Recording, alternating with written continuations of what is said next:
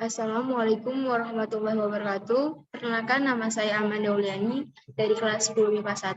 Di sini saya akan mempresentasikan tentang mapel ekonomi, yaitu judulnya adalah Bank Sentral.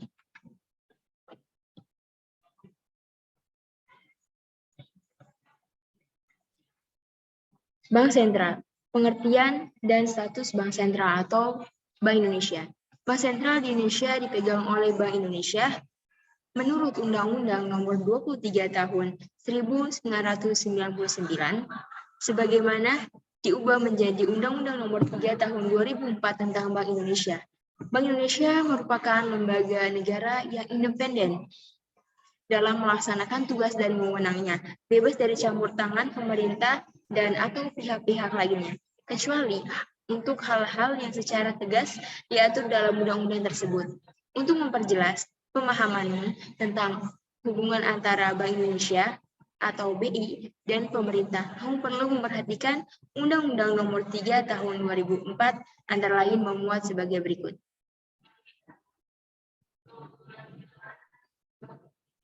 Menurut Undang-Undang Nomor 3 Tahun 2004, bertindak sebagai pemegang kas pemerintah untuk dan atas nama pemerintah, Bank Indonesia dapat menerima pinjaman luar negeri, menatausahakan serta menyelesaikan tagihan dan kewajiban keuangan pemerintah terhadap pihak luar negeri.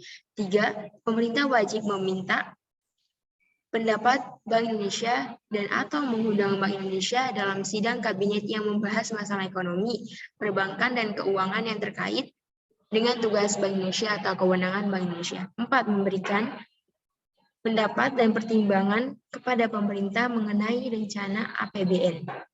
Dalam hal pemerintah menerbitkan surat-surat utang negara, pemerintah wajib terlebih dahulu berkonsultasi dengan Bank Indonesia, dan pemerintah juga wajib terlebih dahulu berkonsultasi dengan Dewan Perwakilan Rakyat. 6. Bank Indonesia dapat membantu menerbitkan surat-surat utang negara yang diterbitkan oleh pemerintah. 7. Bank Indonesia dilarang memberikan kredit kepada pemerintah. Selanjutnya, hubungan antara Bank Indonesia dan dunia internasional antara lain. Dapat melakukan kerjasama dengan bank sentral negara lain dan organisasi atau lembaga internasional dalam hal dipersyaratkan bahwa anggota internasional dan atau lembaga multilateral adalah negara, maka Bank Indonesia dapat bertindak untuk dan atas nama negara Republik Indonesia sebagai anggota. Nah, status Bank Indonesia baik sebagai badan hukum publik maupun badan hukum berdata ditetapkan dengan undang-undang. Sebagai badan hukum publik, Bank Indonesia berwenang menetapkan peraturan-peraturan hukum yang merupakan pelaksanaan dari undang-undang yang mengikat seluruh masyarakat luas sesuai dengan tugas dan wewenangnya. Sebagai badan hukum perdata, Bank Indonesia dapat bertindak untuk dan atas nama sendiri di dalam maupun luar pengadilan. 2. Fungsi Bank Sentral atau Bank Indonesia.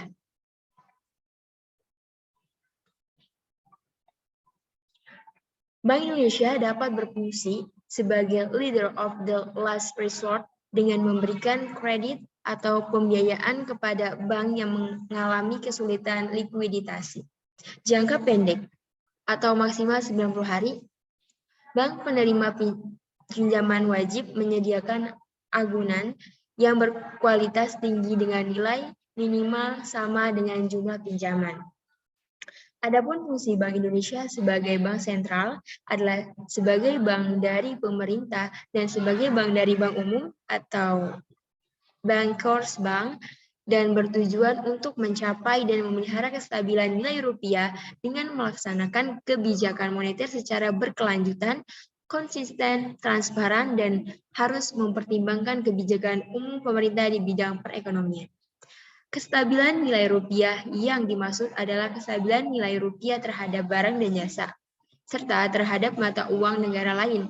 Kestabilan nilai rupiah terhadap barang dan jasa diukur dengan atau tercermin dari perkembangan laju inflasi.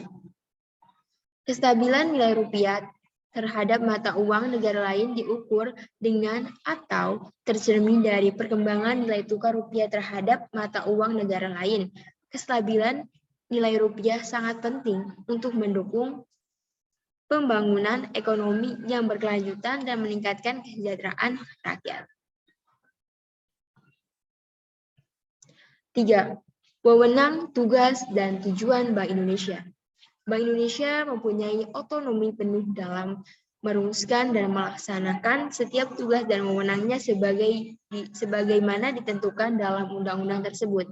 Pihak luar tidak dibenarkan mencampuri pelaksanaan tugas Bank Indonesia, dan Bank Indonesia juga berkewajiban untuk menolak atau mengabaikan intervensi dalam bentuk apapun dari pihak manapun juga. Kewenangan yang dimiliki Bank Indonesia selaku Bank Sentral tidak dapat dipisahkan dengan pelaksanaan tugas Bank Indonesia. 1. Dalam rangka melaksanakan tugas menetapkan dan melaksanakan kebijakan moneter, Bank Indonesia memiliki wewenang 1. Menetapkan sasaran-sasaran moneter dengan memperhatikan sasaran laju inflasi. 2. Melakukan pengendalian moneter dengan menggunakan cara-cara yang termasuk tetapi tidak terbatas pada A. Operasi pasar terbuka di pasar uang, baik rupiah maupun valuta asing. B. Penetapan tingkat diskonto. C. Penetapan cadangan wajib minimum. D. Pengaturan kredit atau pembiayaan. 2. Dalam rangka melaksanakan tugas mengatur dan menjaga kelancaran sistem pembayaran, BI memberikan kewenangan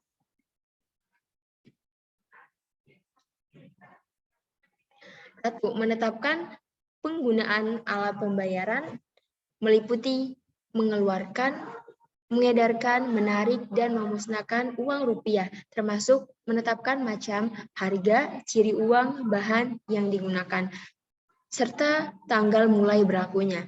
2. Mengatur dan menyelenggarakan sistem pembayaran meliputi kewenangan memberikan izin kepada pihak lain untuk menyelenggarakan jasa sistem pembayaran, mengatur sistem clearing dan menyelenggarakan clearing antar bank, serta menyelenggarakan penyelesaian akhir atau settlement transaksi pembayaran antar bank. 3. Dalam rangka melaksanakan tugas mengatur dan mengawasi bank, Bank Indonesia memiliki kewenangan 1. Memberikan dan mencabut izin atas kelembagaan dan kegiatan usaha tertentu dari bank. 2. Menetapkan peraturan di bidang perbankan. 3. Melaksanakan pengawasan bank baik secara langsung maupun tidak langsung. 4. Mengenakan sanksi terhadap bank sesuai ketentuan perundangan. Adapun tugas pokok Bank Sentral tercantum dalam 3 pilar utama Bank Indonesia yang berfungsi untuk mencapai tujuan yang ditetapkan. 3 pilar utama Bank Indonesia sebagai berikut. 1. Menetapkan dan melaksanakan kebijakan moneter. 2. Mengatur dan menjaga kelancaran sistem pembayaran. 3. Mengatur dan mengawasi bank. Ketiga bidang tugas tersebut mempunyai keterkaitan yang erat. Oleh karena itu, tugas-tugas tersebut harus dilakukan secara saling mendukung guna tercapainya tujuan Bank Indonesia secara efektif dan efisien. Apalagi tugas Bank Indonesia tersebut dilaksanakan mulai 4 sektor, yaitu sektor moneter, sektor perbankan, sektor sistem pembayaran, dan sektor manajemen intern. Adapun dalam kapasitasnya sebagai Bank Sentral, Bank Indonesia mempunyai tujuan tunggal, yaitu mencapai dan memelihara kestabilan nilai rupiah. Kestabilan nilai rupiah tersebut mengandung aspek, yaitu sebagai berikut. 1. Kestabilan nilai mata uang terhadap barang dan jasa yang tercermin pada perkembangan laju inflasi. 2. Kestabilan terhadap mata uang negara lain yang tercermin pada perkembangan nilai tukar rupiah terhadap mata uang negara lain.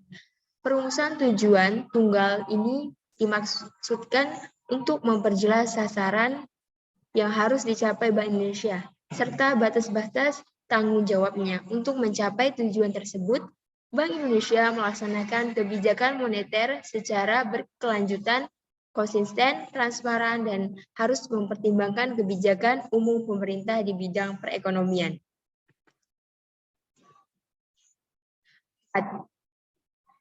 Independensi Bank Indonesia. Disebutkan dalam Undang-Undang Nomor 3 Tahun 2004 bahwa untuk mendukung terwujudnya pembangunan nasional yang berkesinambungan dan sejalan dengan tantangan perkembangan serta pembangunan ekonomi yang semakin kompleks, sistem keuangan yang semakin maju serta perekonomian internasional yang semakin kompetitif dan terintegrasi, maka kebijakan moneter harus dititik beratkan pada upaya untuk memelihara stabilitas nilai rupiah. Sehubungan dengan itu, perlu dilaksanakan prinsip keseimbangan antara independensi Bank Indonesia dalam melaksanakan tugas dan wewenangnya. Berdasarkan hal tersebut, maka Undang-Undang Nomor 3 Tahun 2004 mengatur 5 independensi yang harus ditaati oleh Bank Indonesia. Kelima independensi tersebut yaitu sebagai berikut. 1. Independensi kelembagaan atau institutional independence. Bank Indonesia adalah lembaga negara yang bebas dari campur tangan pemerintah dalam melaksanakan tugas dan wewenangnya. 2. Independensi sasaran akhir, goal independence.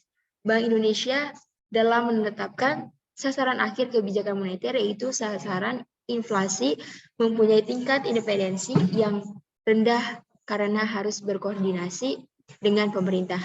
3. Independensi instrumen independence. Bank Indonesia memiliki kewenangan untuk menetapkan sendiri sasaran-sasaran moneter dan melaksanakan pengadilan moneter dengan menggunakan berbagai instrumen moneter yang lazim digunakan.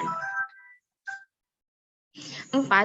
Independensi personal independence.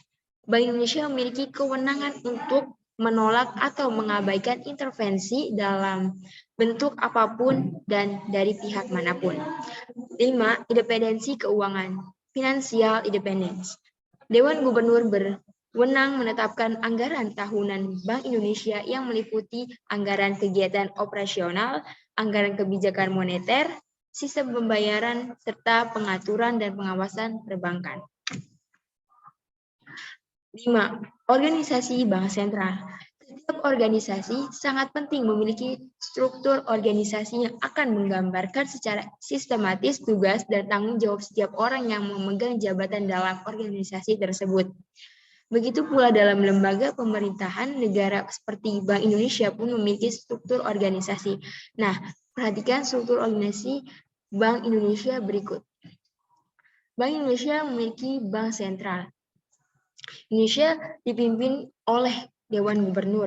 Dewan Gubernur terdiri atas sebagai berikut. 1. Gubernur sebagai ketua. 2. Deputi Gubernur senior atau sebagai wakil ketua. Deputi Gubernur minimal 4 orang dan maksimal 7 orang sebagai anggota. Dewan Gubernur mempunyai masa jabatan maksimal 5 tahun dan hanya dapat diangkat kembali untuk 1 kali masa jabatan berikutnya. Dewan Gubernur diusulkan dan diangkat oleh Presiden dengan terlebih dahulu mendapatkan persetujuan Dewan Perwakilan Rakyat. Pada organisasi Bank Sentral umumnya terdapat 3 badan yang memiliki kewenangan tertinggi. 1. Badan Pembuat Kebijakan Policy Making Unit Dewan Gubernur. 2. Badan Pelaksanaan Kebijakan Executing Unit anggota Dewan Gubernur. 3. Badan Pengawas Supervisory Unit dilaksanakan oleh Dewan Perwakilan Rakyat. Badan Pengawasan Perbankan akan dipindahkan ke Lembaga Otoritas Jasa Keuangan. Per 31 Desember 2013. 6. Stabilitas sistem keuangan. Stabilitas sistem keuangan adalah stabilitas lembaga keuangan dan pasar keuangan yang membentuk sistem keuangan, sedangkan stabilitas moneter terkait dengan stabilitas tingkat harga secara umum atau disebut inflasi. Stabilitas lembaga dan pasar keuangan yang membentuk sistem keuangan selalu dijaga oleh Bank Indonesia. Stabilitas pasar keuangan adalah minimalnya volatilitas harga yang dapat mengganggu perekonomian. Sekali lagi, stabilitas pasar keuangan adalah minimalnya volatilitas harga yang dapat mengganggu perekonomian. Stabilitas sistem keuangan bertujuan untuk 1. Menciptakan lingkungan yang lebih mendukung bagi deposan dan investor. 2. Meningkatkan efisiensi intermediasi keuangan. 3. Meningkatkan fungsi pasar keuangan dan memperbaiki alokasi sumber daya.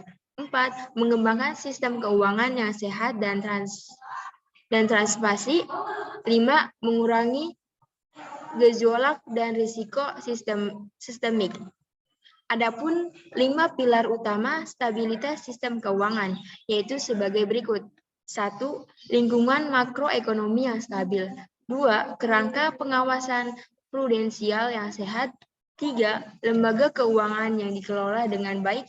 4. Pasar keuangan yang beroperasi secara efisien dan lancar. 5. Sistem pembayaran yang aman dan lancar.